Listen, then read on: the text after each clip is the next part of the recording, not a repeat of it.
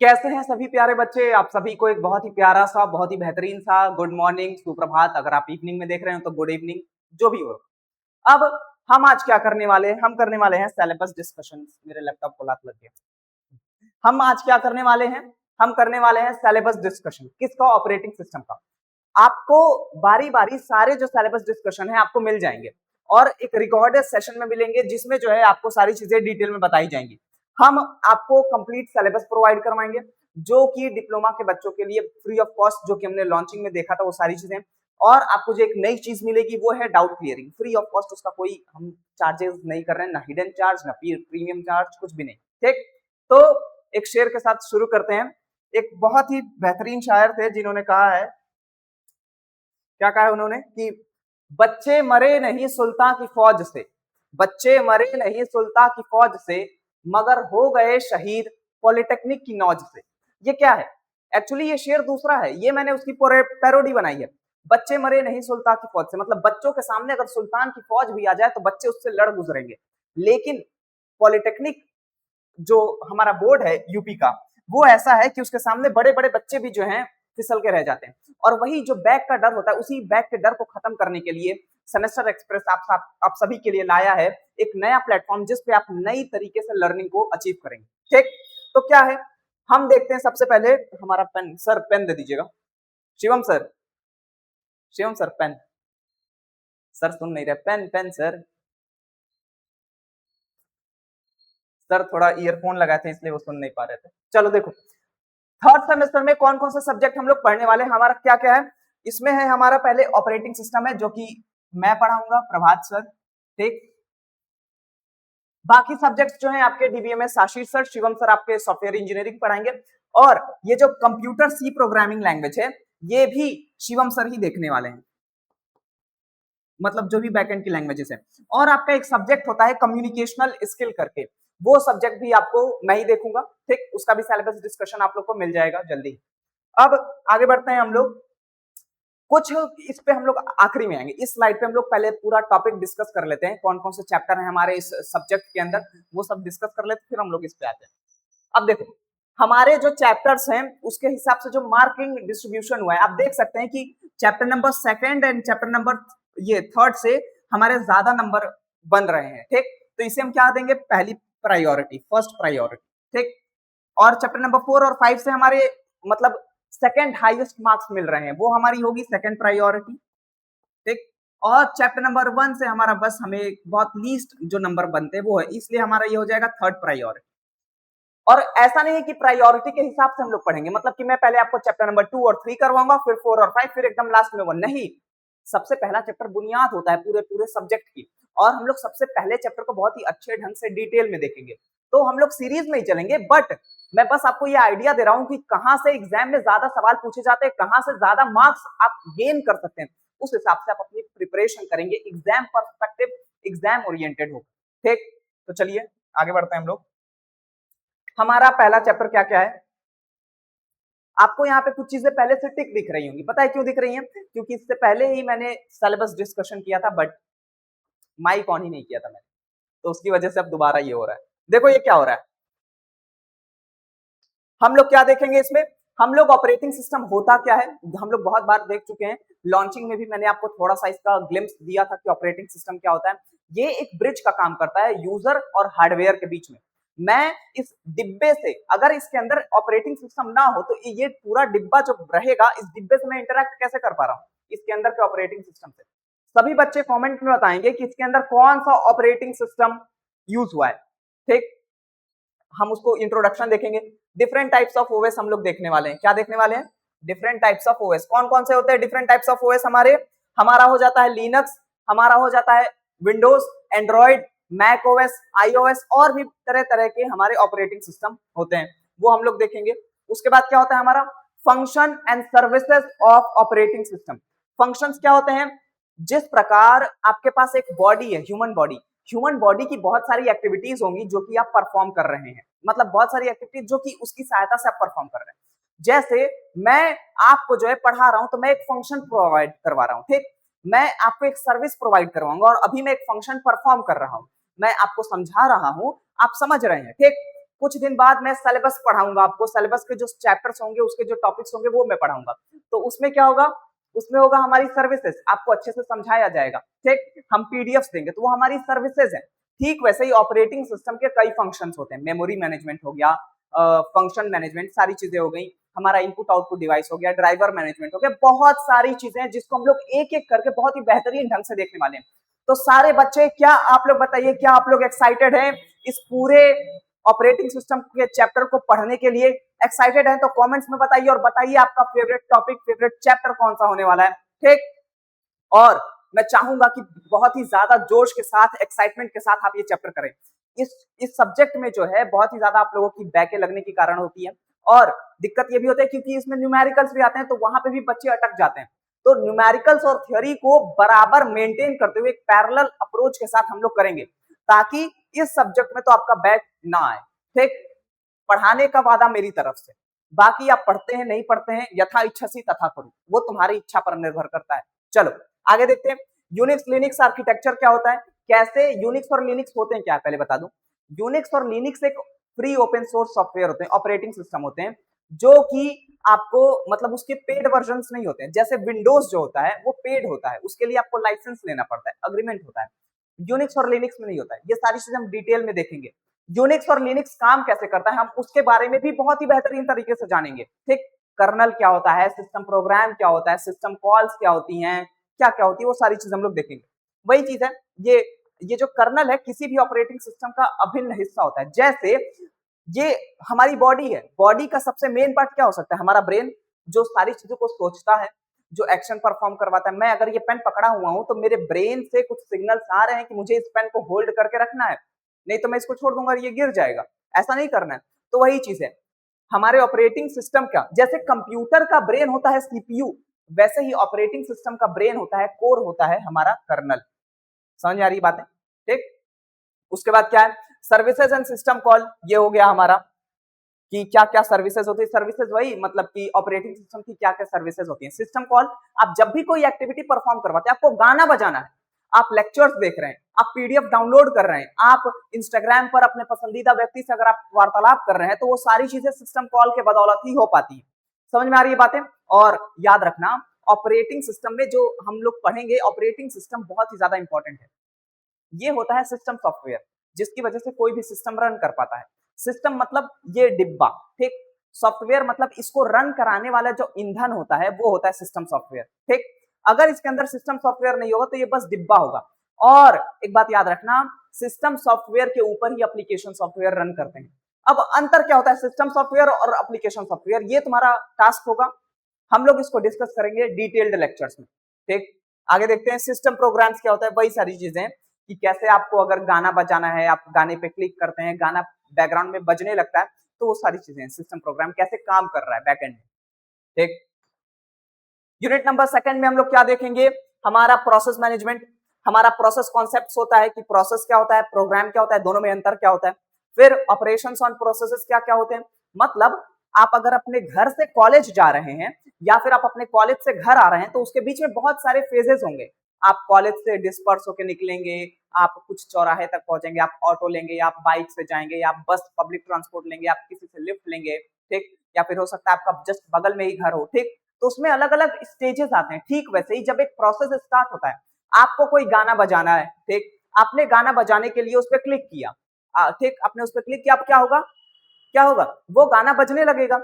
अब उसमें अलग अलग स्टेजेस, आपने उसको पहले स्टार्ट किया, ठीक, उसको मेमोरी एलोकेट हुई सीपीयू के द्वारा, वो मतलब मेन रैम में गया, मेन मेमोरी में गया, वहां पे वो एग्जीक्यूट हो रहा है, रन हो रहा है। थोड़ी देर बाद वो प्रोसेस टर्मिनेट हो जाएगा।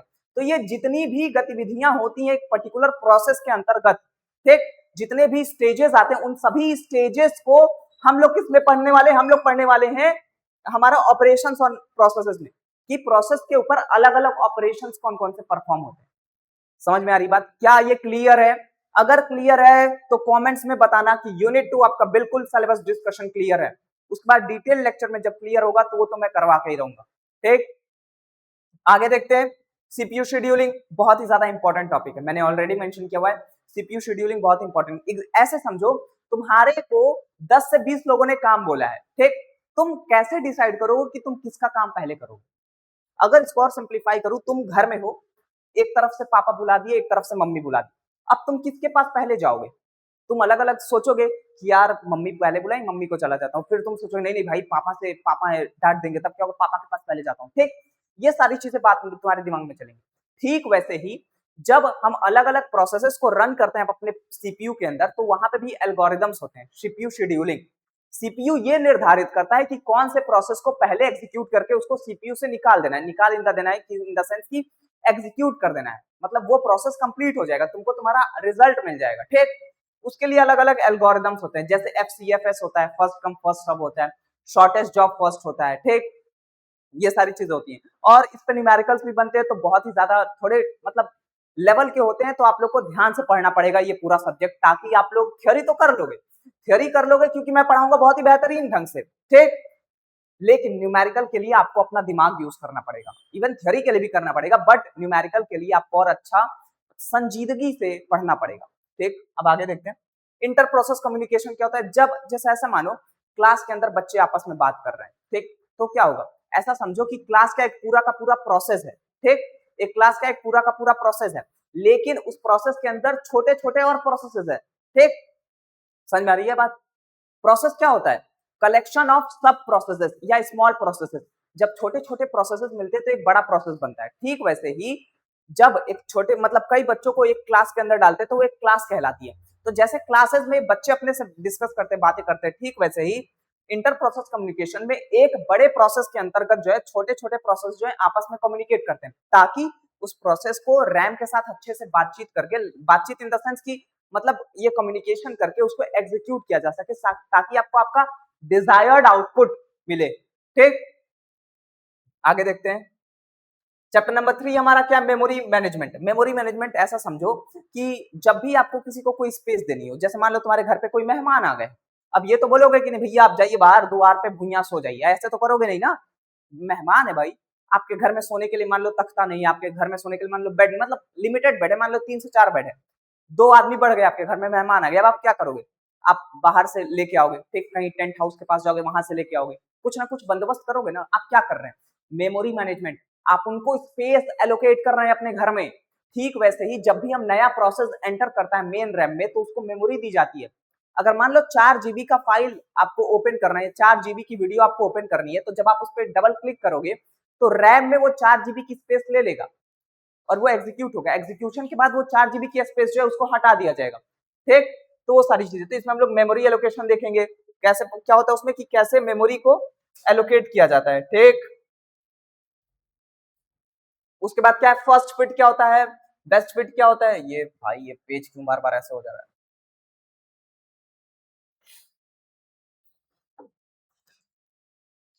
क्या होता है हमारे पास, क्या है फर्स्ट फिट क्या होता है, बेस्ट फिट क्या होता है, वर्स्ट फिट होता है, ये सारी चीजें देखेंगे।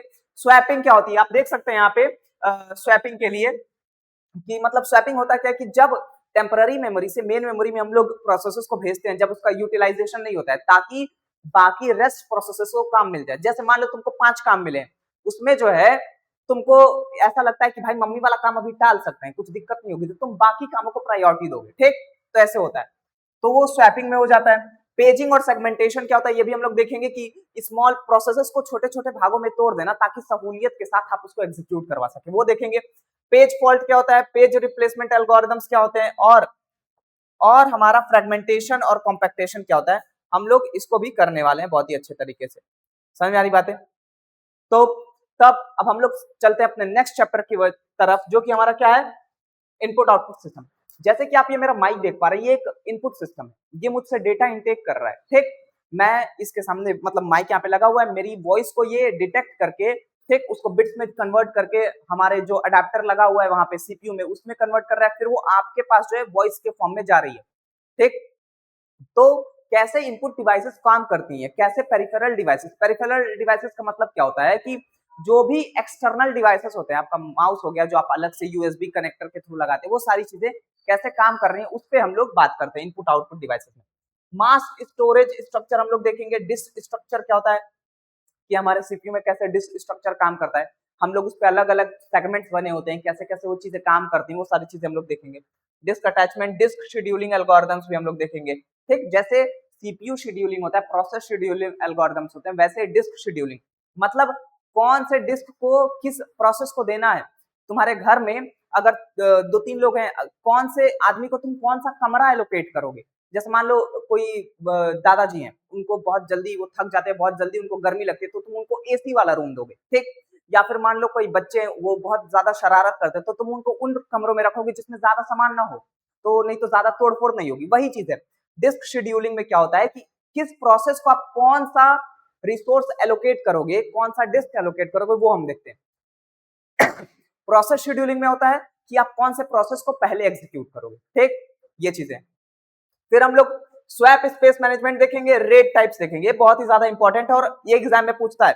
और ये चीज तुम लिख के ले लो कि आज के दिन जो है प्रभात सर ने 19 जुलाई को बोला था कि रेड टाइप्स जो है एग्जाम में आएगा और तुम्हारे एग्जाम में ये क्वेश्चन आएगा, ठीक।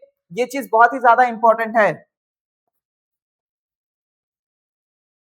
समझ आ रही है बातें, बहुत ही ज्यादा इंपॉर्टेंट है। आगे देखो, आगे क्या है, फाइल मैनेजमेंट क्या होता है। फाइल मैनेजमेंट का बेसिक मतलब ये समझो कि जैसे मान लो तुम्हारा कोई दिक्कत हुई, तुम्हारे दोस्त के साथ तुम्हारा झगड़ा हो गया, अब तुम क्या करते हो, तुम उसकी सारी फोटोज जो है अपने साथ सब डिलीट करते हो, ठीक। सारी फोटोज वो क्या करो, तुम मैनेजमेंट कर रहे हो, फाइल मैनेजमेंट। उसके साथ तुम्हारी जितने भी वीडियो रिकॉर्डिंग्स है, तुम्हारी फोटोज है, सब तुम डिलीट कर रहे हो या तुम सब सेव कर रहे हो, ठीक। तो वो सारी चीजें हम लोग देखेंगे कि कैसे हम लोग फाइल का कॉन्सेप्ट क्या होता है और फाइल को एक्सेस कैसे कर सकते हैं, वो चीजें हम लोग देखेंगे। समझ में आ रही बातें, वो सारी चीजें देखेंगे, एक्सेस कैसे करते हैं वो, और अलग अलग ऑपरेटिंग सिस्टम में फाइल को कैसे एक्सेस करते हैं, जैसे विंडोज में कैसे फाइल ओपन करते हो, लिनक्स में कैसे ओपन करते हो, वो सारी चीजें हम लोग देखेंगे। डायरेक्टरी स्ट्रक्चर क्या होती है स्पेसिफिकली, ये लिनक्स के अंदर ज्यादा काम करता है क्योंकि आपको लिनक्स में कमांड लाइन पे काम करना होता है, तो वहां पे आपको डायरेक्टरी स्ट्रक्चर आना बहुत ज्यादा जरूरी होता है, ठीक। उसका फाइल सिस्टम माउंटिंग क्या होती है, फाइल शेयरिंग एंड प्रोटेक्शन क्या होता है कि कैसे फाइल को शेयर करेंगे सुरक्षा के साथ और कैसे उसको प्रोटेक्ट करेंगे ताकि वो फाइल जो है आपका करप्ट ना हो जाए, ठीक। File system structure and implementation, directory implementation, free space management, efficiency and performance, different types of file system, और अलग अलग तरीके के जो हमारे फाइल सिस्टम होते हैं, हम उन सारी चीजों को भी हम लोग देखेंगे। जैसे आप देख रहे हैं डायरेक्टरी इंप्लीमेंटेशन क्या होता है कि ट्री स्ट्रक्चर होती है, मेन फोल्डर रहेगा, उसके अंदर उसकी sub tree folder files divided होती हैं, ठीक। एक्सेस मेथड कौन से होते हैं, सीक्वेंशियली फाइल को एक्सेस करना, डायरेक्ट एक्सेस करना, इंडेक्स एक्सेस करना। इंडेक्स वाला भी हम लोग बहुत अच्छे से इसका एग्जांपल देखते हैं, आप अपने डे टू डे लाइफ में देखते होंगे, जिसमें आप कॉपी में देखते हैं। ये चल क्यों नहीं रहा है, आई थिंक थोड़ा बोर्ड का इशू हो गया, ठीक। ये सारी चीजें अब हम लोग देखते हैं, आज का यहीं पे आपका समाप्त होता है सिलेबस डिस्कशन। ये क्या था, ऑपरेटिंग सिस्टम का जो सिलेबस डिस्कशन है वो यहाँ पे खत्म होता है। हम बस आपसे तुम सभी से यही बोलेंगे कि आपको बेहतरीन कंटेंट क्वालिटी मिलेगी, ठीक। Every diploma student deserves better content quality, जो कि हम आपको प्रोवाइड करेंगे एट फ्री कॉस्ट, ठीक। समझ में आ रही है बातें। और एक बात जो आप लोग के लिए सरप्राइज थी वो मैं आप लोग को दिखा दूं, मैंने पहले डिस्कस नहीं किया था, कहां गया ये, हाँ। जो भी बच्चे सोचते हैं कि उन्हें बुक्स नहीं मिल रही, या फिर आप लोग अगर बुक्स मिल जाएंगी तो अच्छी बात है, लेकिन आपके सिलेबस में जो बुक्स मेंशन्ड है वो सारी बुक्स आपको मिलेंगी, पीडीएफ फॉर्म में आपको प्रोवाइड करवा दी जाएंगी। आपको समझ में आ रही है बातें, ये जितनी भी बुक्स हैं आपके नोट्स भी इन्हीं किताबों को पढ़ के बनाए जाएंगे ताकि कोई भी दिक्कत ना हो, और अलग अलग जगह से रेफरेंसेस लिए जाएंगे। आप खुद सोचिए, अगर अगर आपके सिलेबस में ये बुक्स मेंशन्ड हैं तो इसका मतलब क्या है कि कहीं ना कहीं इन बुक्स का आपके सिलेबस के ऊपर इंपैक्ट पड़ रहा होगा, ठीक। क्या पड़ रहा होगा, इंपैक्ट।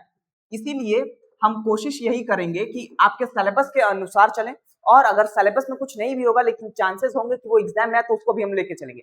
आपको बुक्स के लिए चिंता करने की जरूरत नहीं है, आपको बुक्स, आपके नोट्स, आपके पीडीएफ, सारी चीजें आपको आपके साथ मिल जाएंगी जब भी आपको चाहिए होगा। हम लोग जब भी लगेगा कि आपको देना है, सिलेबस और कंप्लीट होने के बाद, चैप्टर कंप्लीट होने के बाद आपको प्रोवाइड कर दी जाएगी। तो आज के लिए बस इतना ही, हम लोग मिलते हैं अपने नए लेक्चर में जब हम ऑपरेटिंग सिस्टम का लेक्चर नंबर 1 करेंगे। आप सभी का धन्यवाद।